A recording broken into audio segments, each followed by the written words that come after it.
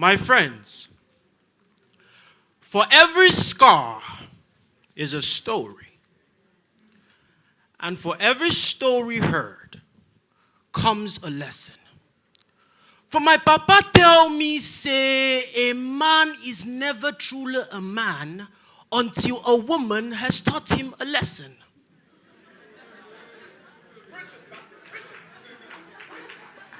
Well, I can beat my chest and say that I am a full-fledged man.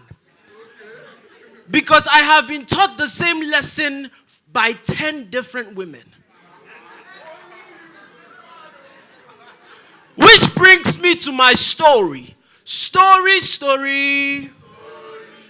Once upon a time, before I begin, I warn you. For this poem is rated 16. For the composition of its components are highly romantic, I tell you. Therefore, listeners' discretion is advised. Now, what is your definition of love? You know, I thought love was in her face. A girl so magnificent in just one gaze. A damsel so beautiful for all her days. Second to none among her peers. Above my fears, I was scared that I had become a palm wine drinker, elusively drunk in this cesspool of obsession I had for her. Queen bee amongst all slay mamas. You know, she was baptized with the aroma of a perfume that coincidentally matches the same scent I perceived on Queen Elizabeth's skin at my royal invitation to dine with Her Majesty at the Buckingham Palace. And I'm also sure I found love in her smile. The same kind of wing that resuscitates dry bones to rise again. The kind that makes you so high below the most high that you want to rabababaye. But I wish speaking in tongues will give you a vivid picture of how this forsaken heart was completely rejuvenated, because each time I see her walking towards me, man, her face is the only Polaroids what waiting for to fade in. And as I was walking on the streets of Ogbete one day, I'm pretty sure I found love in her waistline. A landmine begging for attraction and the poise of temptation, revealing the grace in her curves. Oh, the warmth of her skin. Oh, the calm of her embrace. Like floor of rainforest with pores that sweat pride. The ointment so rich in her hair that glistens like the sun. Chai!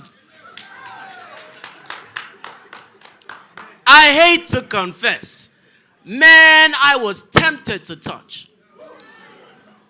Now, my guys, I know most of us were brought up with the prominent notion that as boys, our places as men is in providing for our every desire. So from Gucci and Gabbana to Brazilian hair to iPhone X until the words fell. Honey, if you love me, you buy me a Porsche as my assurance. Nah, this girl chopped me well until I was transformed from a big fish to an impoverished crayfish. But you know, we got it all wrong. You know, love is not just attracted by what it sees, but captivated by what it finds within. Nor is it in the physique. For the things which are not seen are eternal, and love is eternal. You know, love is not just after her nakedness, but in search of her heartbeat. Nor is in the weight of his bank account, but in the content of his character. For love is unconditional. You know, love loves to give more than love loves to receive. And no matter the chemistry, the molecular component of love's being is sacrifice. One name, I've learned my lesson. And I promise you that next time I'll go after the content instead of the container. But in the end, my friends, the true definition of love is what you deem it to be. So I ask you again, what is your definition of love? You can think about it and then you can hashtag your answer. Thank you.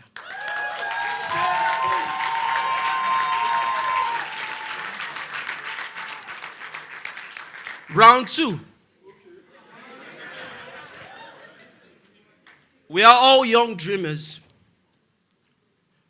So, as you aim for your gaze, you often fall cheap or fail. Stay solid, you will be strong. On solid, you will stand tall. And though the battles be lost, this war could still yet be won. Stay solid, you will be strong. On solid, you will stand tall. And as you aim for your gaze, you often fall, cheap, or fail. Stay solid, you will be strong. On solid, you will stand tall. And though the night may be long, the morning's still yet to come. Stay solid, you will be strong. On solid, you will stand tall. Aim for the heavens, so that just in case you fall amongst the stars. For what is a star without the night? A contest without a fight? For darkness looms where there is no light, and the hopeless often fade away into the shadows. What is hope?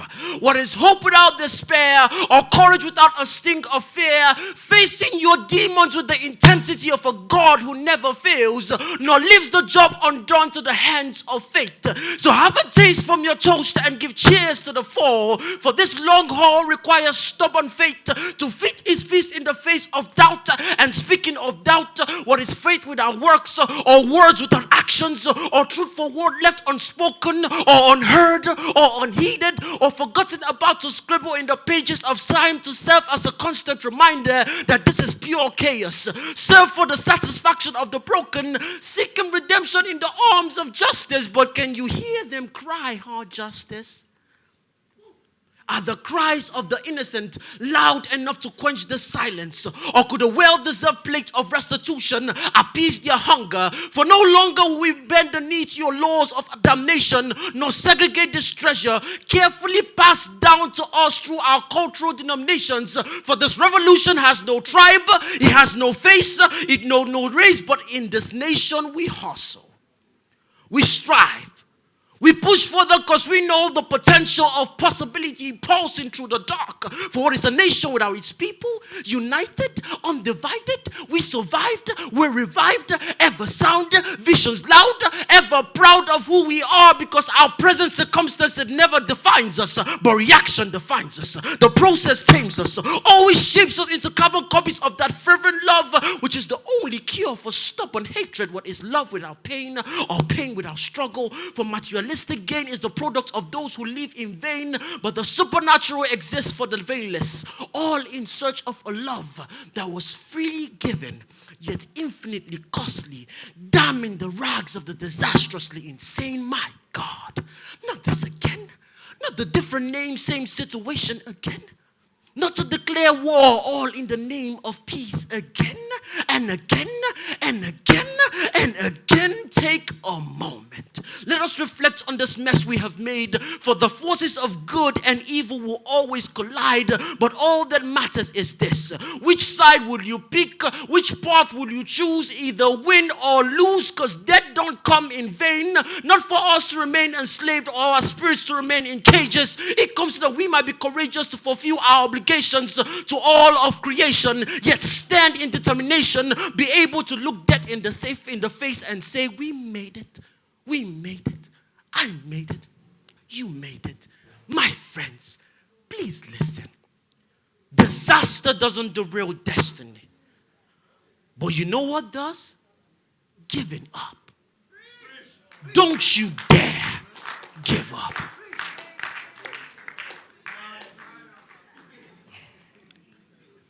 Round 3.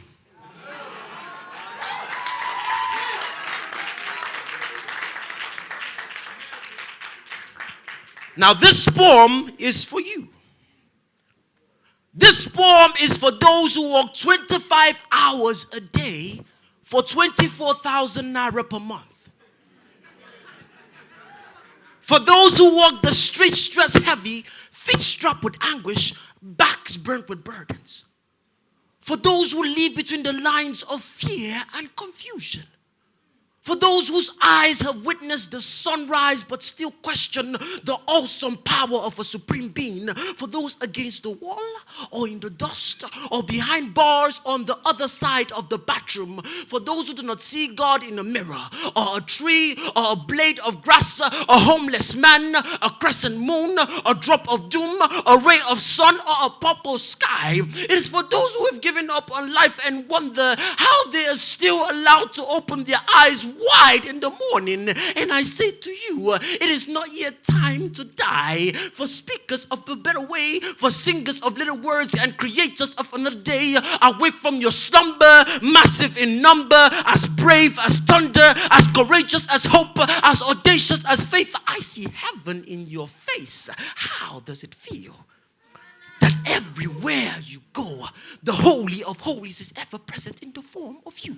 This is for you. It is for your worth. It is nothing less than divine. It is for those who survive, who get up, who scream even when the undertaker strike and tap their dreams, who shout no, who cry yes and feel the glory of victory boiling through their chest. For lovers of love, for thinkers of peace, for walkers of justice, filled hands of freedom, whose voices ring high when vibrations are low. For the tillers of the earth and the seeds they sow, grow big, grow long, grow up, grow high, rise and take your stand, because it is not yet time to die. I say this is for my people who are beautiful but scarred, who are bruised but not broken, who suffer but still glow, who are high on an old-time low, who are doubted but still faithful, who lose but still grateful, ever graceful, offer praiseful to their God.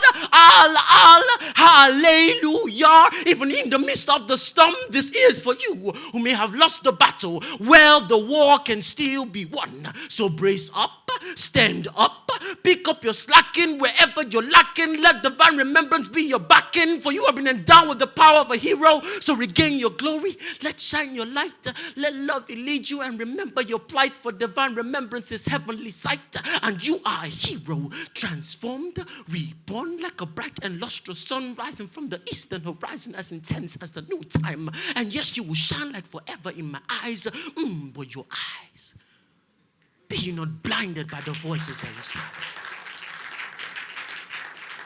Be not blinded by the voices that lie. For you can never be given more than you can chew. No, you are much greater. I said you are much greater than the obstacles you go through. Remember.